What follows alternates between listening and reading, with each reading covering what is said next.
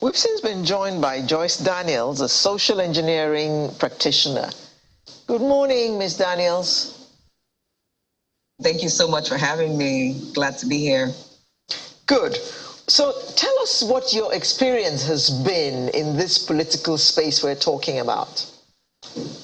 So I'm running for local government chairman, Esan Central Local Government Edo State.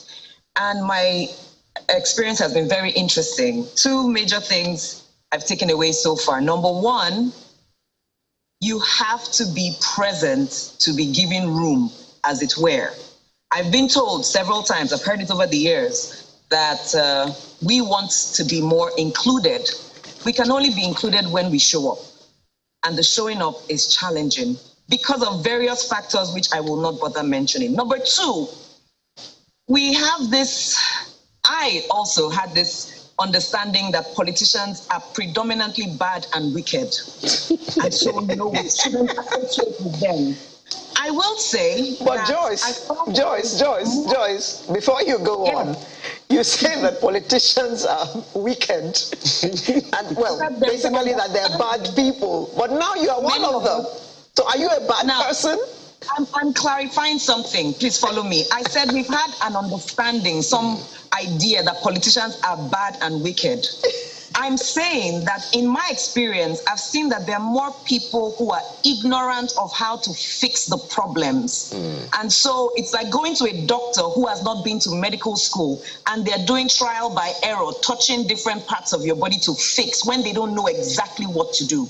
It comes off as wicked. It's more ignorant than wicked. So personally, I'm a student of the School of Politics, Policy and Governance. And I see that I'm learning things I had no clue. If I had gotten into government 4 years before now, or even last year before attending this school, I would make the same mistakes out of a good heart, but not having the right skill and knowledge for the enterprise of governance and leadership. Those are two major things I've seen are challenges. We have to show up and we have to know what to do when we show up. Well, in that same space, Joyce, I'm wondering, because, we're talking about inclusive governance here, and there are many people who are wondering, so young people want to go into politics. Are you saying that many may not be as ready as they think they are, in spite of all the jostling? That is exactly what I am saying. Many of us are not as ready as we think we are. I was in a class recently, we were talking about trade policies and all manner, and over 100 of us in class went through discussions for hours, and when it came to practical solutions, we couldn't provide the solutions properly because we were still under-educated. So there should be education, and guess what? It's not going to be given once again.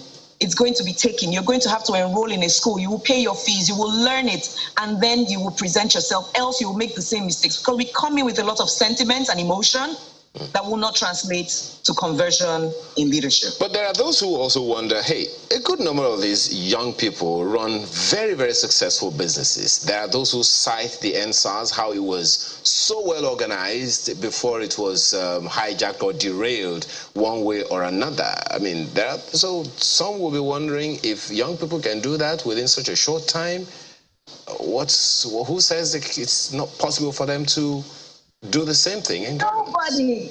It is possible in governance, but you have to start. Like in business, you start somewhere, you raise capital, you understand business language, you understand profit loss, value chains, all of that. It's the same thing. So you start. So start today. Join a party today. Start applying yourself. Go to your community, whichever community you want to run for office, or you want to be a part of the political process. Go there and start.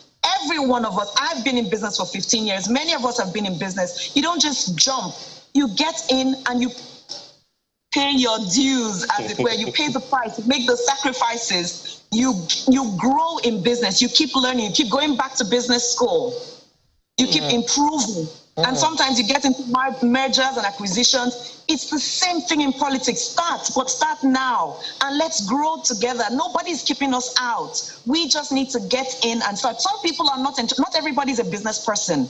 Not everybody is an entrepreneur or business owner. Some people get into the workforce and do what we call a 9 to 5 because that's where their strength is. It's the same in politics. Not everybody will run for office. Some will need to be part of the the electoral bodies. Some will need to be part of the political systems, the political party systems. But we all need to find ourselves in there. Start today. And nothing can stop us. Absolutely nothing. We just need to keep showing up. Well, Joyce, you've been listening to the conversation. I'm just looking for opportunities for young people. You very well know, not every young people. And women. And, well, she's young and she's a woman. Come on, it's a balance. I don't feel so young anymore. Well, you don't look any older as well. Even the woman that is talking to me here, can you imagine who says she's old? Anyway, the question that I'm trying to ask you here is the opportunities. Not everyone, we both know this, not every young person will be able to go sit down for some tutelage. Not because they don't want to, maybe because they can't even afford it. And they are popular in their environments. So, and it's always a game of numbers, a popularity contest of sorts in the various localities of councillorship, as you said, chairmanship, and the rest of them. And there are, as you've also heard the gentleman speak, there are those who are popular. They're not in the big parties, the ZLPs of this world, the APGAs of this world, and they are in elective posts already as we speak. So is there an opportunity for galvanizing the numbers of young people? Because you would agree with me that there are some of them that have the capacity at various levels all across the nation. There are opportunities, several opportunities. It's where are we looking? It's like saying, I want to be a doctor, but I can't afford to go to medical school. So just because of sentiments and my good heart, please make me your doctor. What has to be done has to be done. You will borrow, beg to get the funds, to get the training, to get in where you need to be. As long as it's legal and moral, do what you need to do. Stand on the streets, call out, scream, shout, but make it happen. There are opportunities. So first, define where you want to serve, how you want to serve. Go there, show up every day, knock on 1,000 doors. If you need 7 people to support you, business laws will show us you might need to knock on up to 100 doors to get 7. So don't tell me you've knocked on 10 doors and they didn't open. Have you knocked on 700? We've read the stories of the Obamas and co on how they had to knock on thousands of doors to get the numbers they needed. It's not localized to us in Nigeria. So sometimes we speak as if we have some challenge that is only known to us. It's all over the world. It's what is. Someone said to me someday, oh, the parties are so bad. Why don't you start your own? I said, it's like going to a bank and having poor service and say, why don't you start your own bank? Do I have 25 billion to start a bank? It's a process. Well, you know, on that, I'm actually talking about. Speak to me now. Yeah. When people speak to me now and say, oh, the opportunities, the first question I ask is, what party have you joined? I say, well, you know, once you start there's a challenge there. Get in somewhere. And then we start knocking on all the doors. I've knocked on thousands of doors every day, seeking for funds, seeking for support. I didn't just sit here. So don't tell me, well, you know, you knock. You keep showing up. It's hard work. Business is hard. Politics is hard. Governance is hard.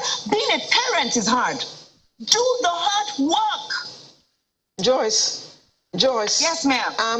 I'm getting this distinct feeling that you are going for all this training because you're a woman. No. A man goes in. Many of them go in without any training and just believe that they can do the job. Many women have also tried even without training. They've tried. Many men have also tried and didn't make it anywhere even with training. So no, it's not because I'm a woman. It's because I want to be a competent leader. And in my class, guess what? We have more men once again who have shown up. We do have more men. So we have several men, including people who are serving currently in the House of Representatives, people who are running for different offices. We have several of them right now in class. It's not because I'm a woman, no. Okay. And there are many women who I have met on the field who are trying to run for office and have no training whatsoever. And I'm like, hell, these ones want to put us in trouble again. It's not because I'm a woman.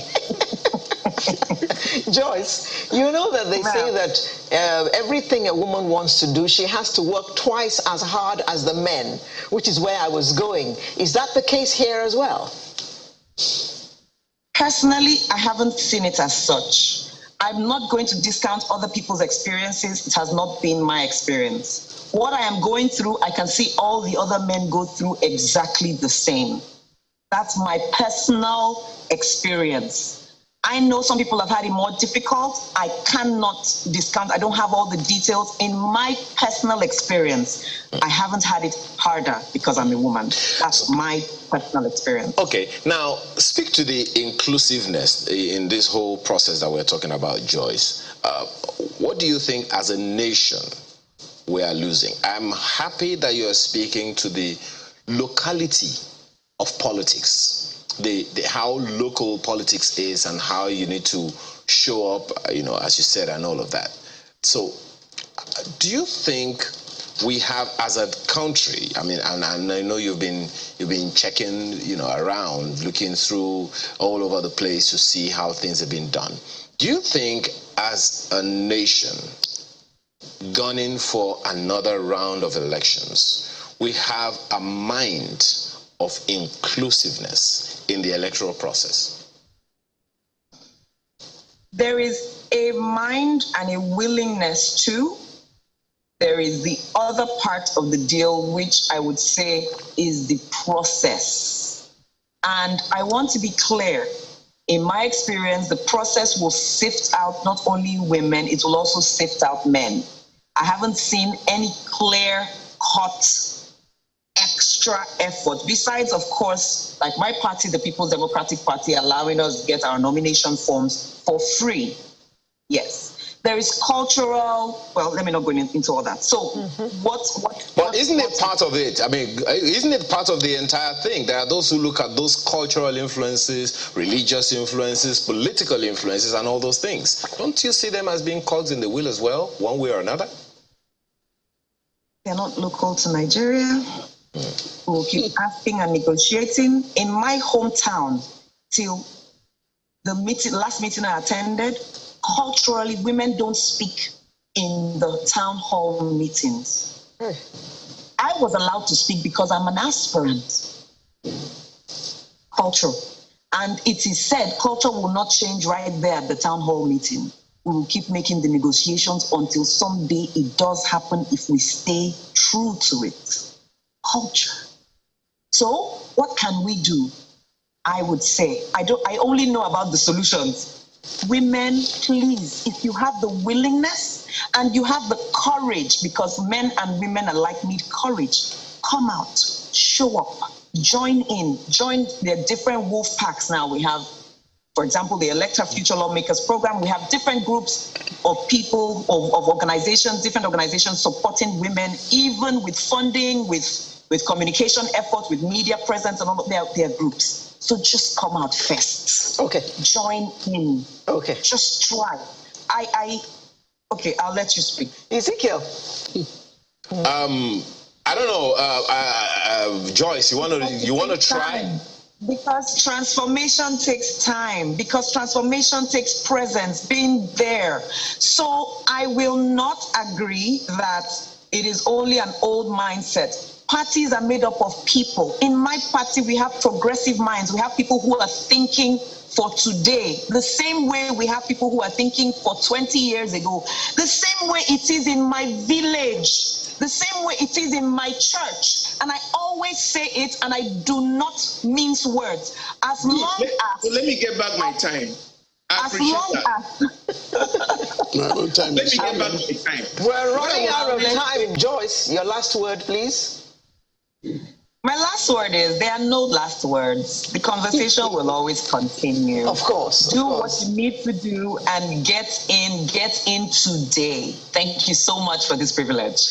Okay. Chief Goddy Uwazurike, legal practitioner, who was with us in our studio in Lagos, and our two other guests who joined us via Zoom, Joyce Daniels, a social engineering practitioner, as well as Ezekiel Iyang-Etuk, founder, Nigeria First Initiative, who joined us from UU.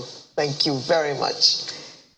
Panelists. Thank you. God bless you. Sunrise will return in just a moment with another interesting conversation. Please join us.